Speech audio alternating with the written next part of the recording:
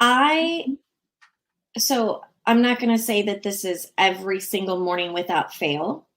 Mm-hmm. That is my intention, and it happens more often than not. That I start my day with meditation. Typically, it starts before I even get out of bed. So every day I do that because it's super easy, when you open your eyes to, do a very quick grounding.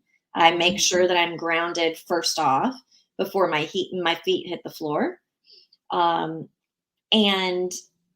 then as long as it's a typical morning, I will go into my meditation space. And I like to turn on some frequency music, typically is what I'm led to. Because for me, music is such a big part of my existence, that it really, even from the days like growing up, going to church, like listening to the music just put me in this space, almost as if I could be in a trance.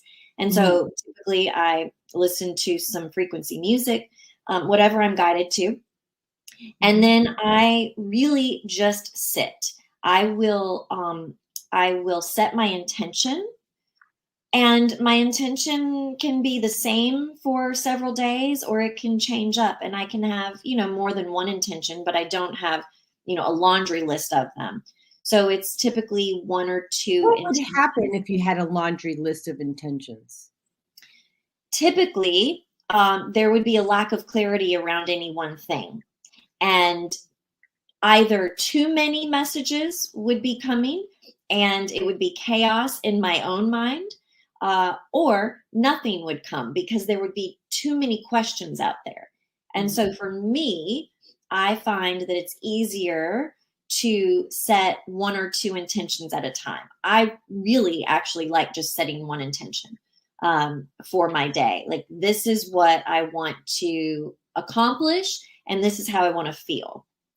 And, the accomplish is typically something like, it could be in my business, or it could be have peaceful conversation. Maybe I know that there's someone I need to have conversation with and really want it to be peaceful and loving, and honor the other person, etc. So I will set those intentions, and then I simply sit and I open myself up. And so by that, I mean, a lot of times I'll work with my chakras, making sure that the line of communication is open and free of blockages.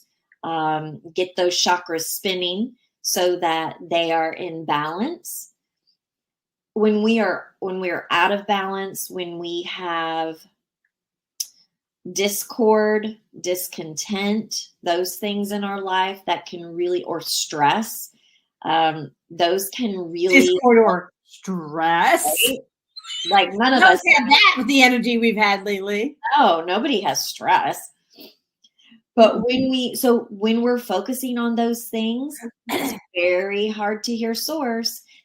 And the reason why is because our ego gets involved. Because if we're stressing out about something, we're going to be more likely to be concentrating on that, even if we're not conscious of it. We may think that we're open and free to hear, but then we might get frustrated because we're not hearing anything. We're not receiving the messages.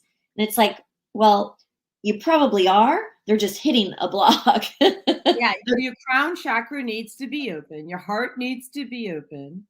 And then you have to be open to receive. Absolutely. And if your receiver is broken, guess what? And you have to make sure that your ego's out of the way. So, it's a really good practice. And I do this in my Akashic Records readings. I go through a meditation, and one of the things that I say is literally, I release my ego.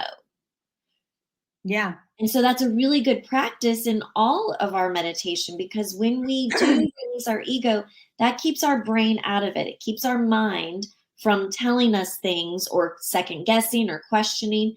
We just are open to receive, because likely if we're wanting answers to something, we probably have a stake in the game, and we probably would like it to go one way or another.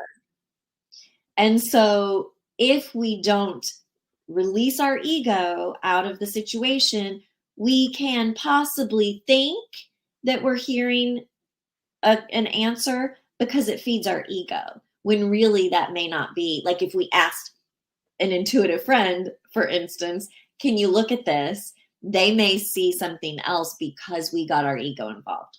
Well, right. And when I call you for that, it's because I know I'm struggling to clear my own ego. Yeah, you're too close to it. That Right. happens to all of us. Yeah, absolutely.